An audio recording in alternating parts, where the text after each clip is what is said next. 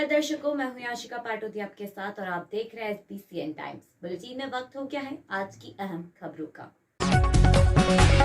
रामपुरा के समीप गांव खेतपालिया में करंट लगने से युवक की हुई मौत। नारायणगढ़ नगर के समीप गांव बादरी में एक बालक हुआ लापता। 3 दिन से परिजन कर रहे हैं तलाश। थाने में दर्ज करवाई गुमशुदगी की रिपोर्ट। और आगामी त्योहारों के मद्देनजर रामपुरा में आयोजित की गई शांति समिति की बैठक। रामपुरा के समीप गांव खेतपालिया में आज दोपहर को एक 30 वर्षीय युवक की करंट लगने के कारण मौत हो गई। देखिए रियाज मंसूरी की यह रिपोर्ट। मिली जानकारी के मुताबिक खेतपालिया में विक्रम पिता शंभू सिंह भील उम्र 30 वर्ष अपने रिश्तेदार का अंतिम संस्कार करने के लिए ग्रामवासियों के साथ शमशान घाट गया था। वहां पर अंतिम संस्कार के लिए चंदन की लकड़ी की आवश्यकता होने पर एक चंदन की लकड़ी लेने विक्रम समीप के खेत में गया।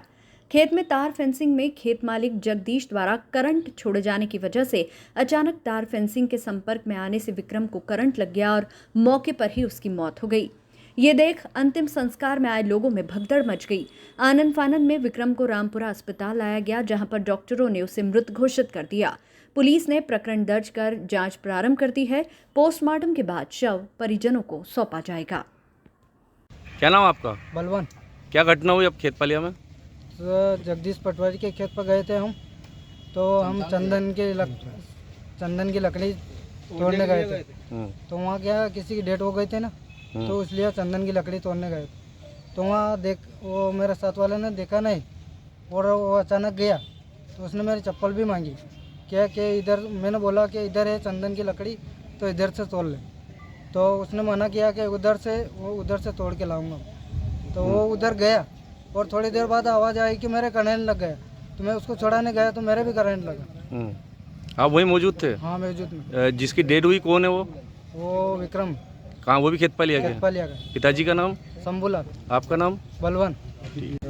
भैया क्या घटना हुई खेतपालिया में? जी सर, हम अंतिम संस्कार करने के लिए गए थे और सब शमशान में बैठे थे और अवैध रूप से लाइट चला रहा वो जगदीश पटवारी, उसके कोल पे अवैध तारों में करंट। तो ये घटना हुई जो ये जगदीश पटवारी के खेत पे लाइन, करंट की लाइन बिछी हुई थी।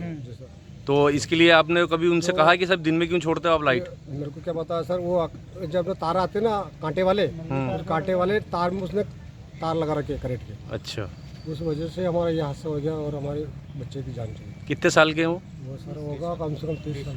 क्या नाम उनका? विक्रम। पिताजी का नाम? पिताजी का नाम शंभूलाल जाति बिल, निवासी खेतपालिया।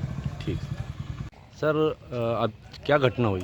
सर आज हमारे गांव में एक मोहन बिल की डेट हो गई थी, तो हम उसका दाग कर रहे थे, अंतिम संस्कार कर रहे थे गांव वाले सभी। तो हमने इनसे बोला कि यार चंदन की लकड़ी ले आओ, अपन लकड़ी दे देंगे इनको। तो सर ये क्या कि वहाँ पे चंदन की लकड़ी लेने गया, पास में खेत है जगदीश भी पटवारी का, तो वहाँ पे क्या करंट वरेंट छोड़ रखा होगा। तो ये जैसे ही कार की पार्ट चढ़ा तो इसने क्या को तार पकड़े ना, तो तार पकड़ने के बाद उसको करंट लग गया। तो अभी हाल आप शव कहाँ लाए? सर रामपुरा हॉस्पिटल लाए थे, डॉक्टर साहब ने देख के बोल दिया कि ये तो इसकी डेट हुई है। अब क्या चाहते हैं आप? अब क्या उसको न्याय मिलना चाहिए और क्या। क्या नाम आपका? बाबूदास बेलाई, सरपंच ग्राम पंचायत खेतपालिया। धन्यवाद। नाम तुम्हारा? बलवन। बलवन, क्या हुआ था? तो हम क्या है कि शमशान में किसी की डेट हो गई था ना, तो हम चंदन की लकड़ी तोड़ने गए थे। अच्छा। तो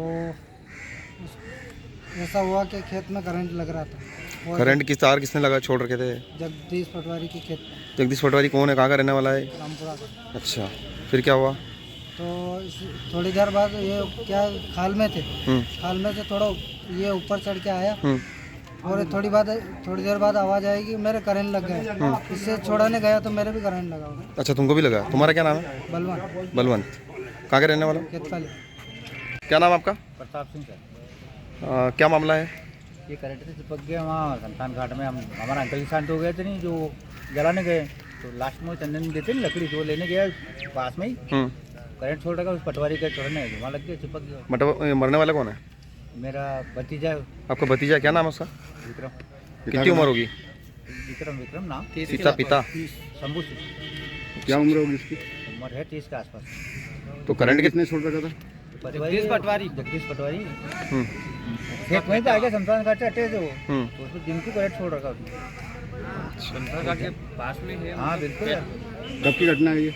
ये अभी या तो घंटा भर भी नहीं हुआ। 12 बजे समथिंग। नारायणगढ़ नगर के समीप के बादरी गांव का एक बालक विशाल घर से 3 दिन पहले स्कूल जाने का बोलकर निकला था, जो ना ही स्कूल में उपस्थित हुआ और ना ही वापस घर आया। इसके बाद परिजनों ने तलाश शुरू की एवं गुमशुदगी की रिपोर्ट नारायणगढ़ थाने में दर्ज करवाई। 3 दिन निकलने के बाद भी पुलिस ढूंढने में असफल रही और न ही मामले को गंभीरता से लिया। इसी बात को लेकर परिजनों के साथ ग्रामीणों ने आज थाने का घेराव कर पुलिस प्रशासन मुर्दाबाद के नारे लगाए। सूचना पर पहुंचे कांग्रेस नेता श्यामलाल जोगचंद ने पुलिस अधिकारियों से चर्चा कर कहा कि पुलिस का रवैया परिजनों के प्रति अच्छा नहीं होने के कारण ये स्थिति निर्मित हुई। पुलिस प्रशासन द्वारा 2 दिन में बालक को ढूंढने के आश्वासन के पश्चात मामला शांत हुआ।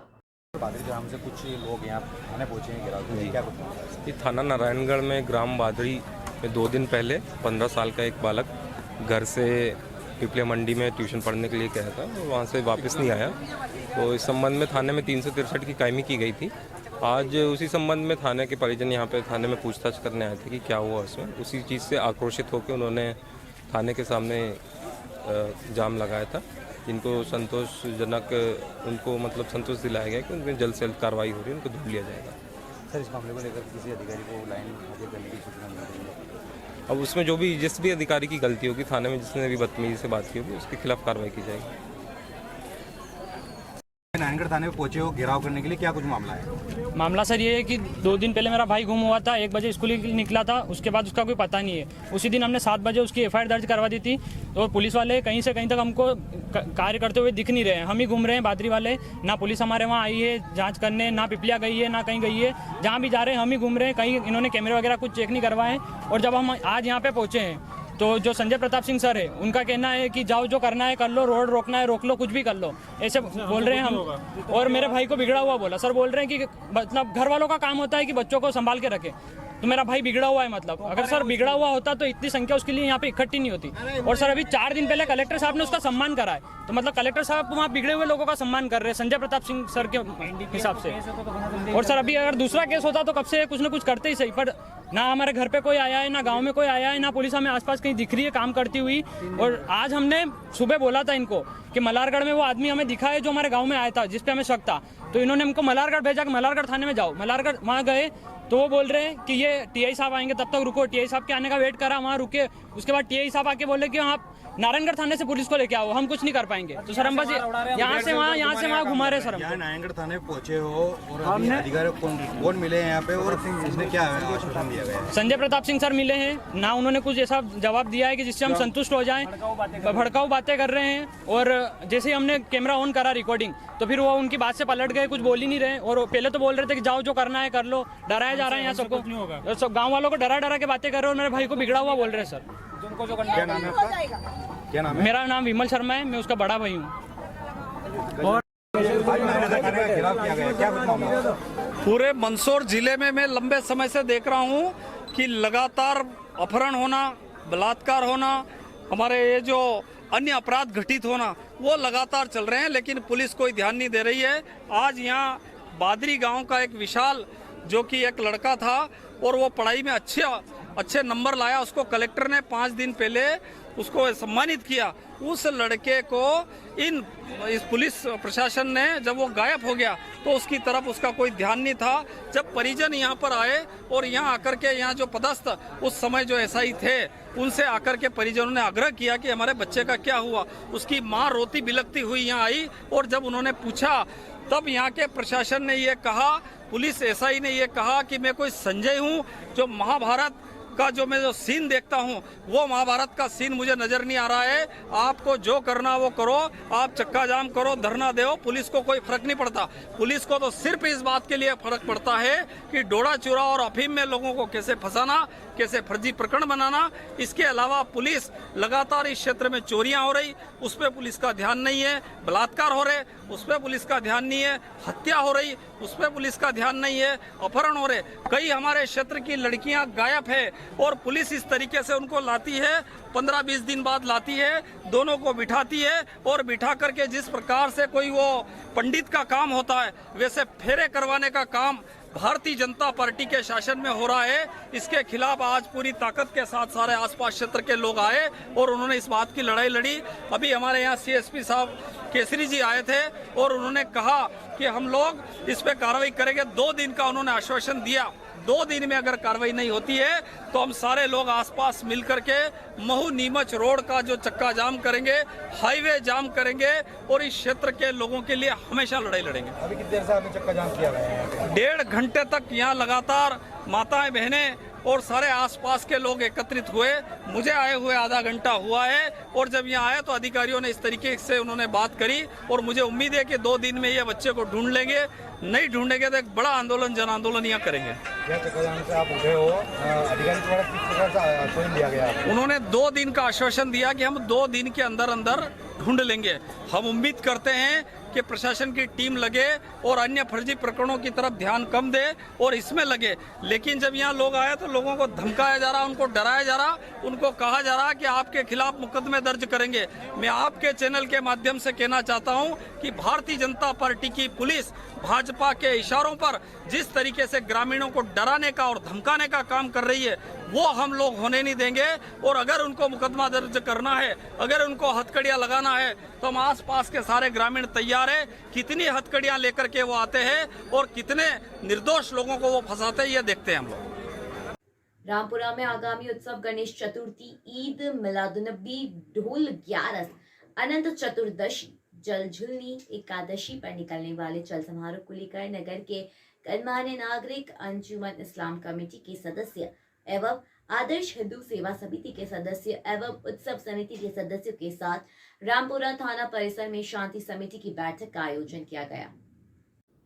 उक्त बैठक में थाना प्रभारी मनोज सिंह जादौन, नगरपालिका अध्यक्ष प्रतिनिधि जितेंद्र जागीरदार मौजूद रहे।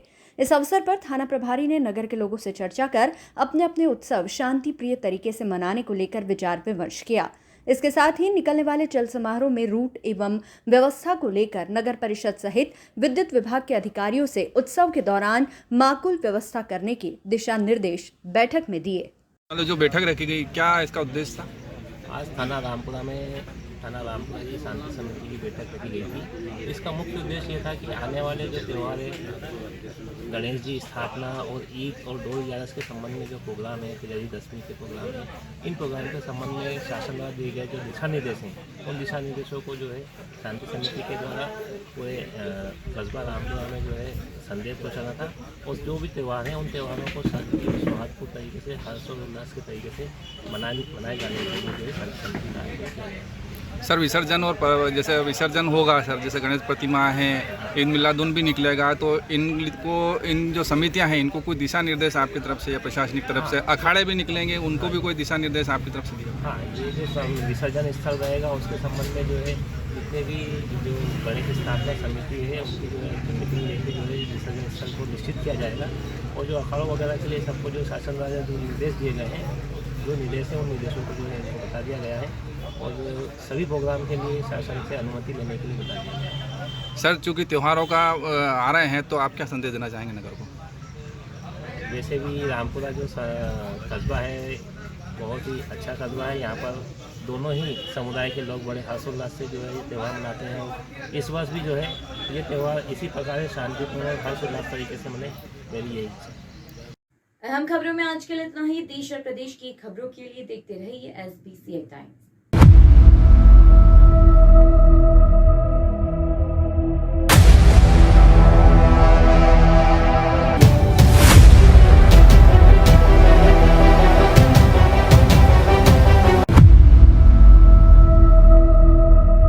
नगर के नेत्र चिकित्सा जगत का अप्रतिम प्रतिमान, सर्व सुविधा युक्त, आधुनिक व नवीनतम नेत्र चिकित्सा के संसाधनों से परिपूर्ण जैन दिवाकर श्री लाभ मुनि नेत्र चिकित्सालय, सीतामऊ रोड, मंदसौर।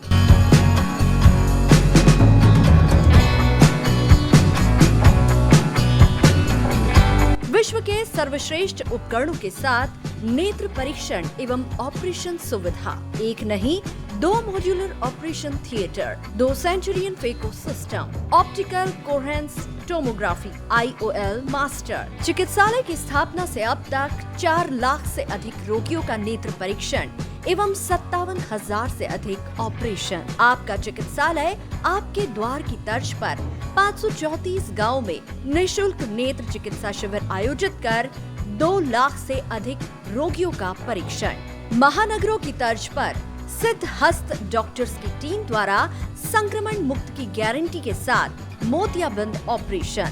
सभी नेत्र ऑपरेशन की पूर्ण सफलता का गौरवशाली इतिहास। वातानुकूलित परीक्षण कक्ष, वार्ड एवं लिफ्ट सुविधा, साथ ही कंप्यूटर द्वारा आंखों की जांच, retinopathy of prematurity, contact lens, diabetic retinopathy, glaucoma, retina surgery व भेंगेपन का संपूर्ण इलाज। हमारा पता है Sitamau road, Mandsaur. Mobile number 7067317362, 96859 65017, 94600 76979।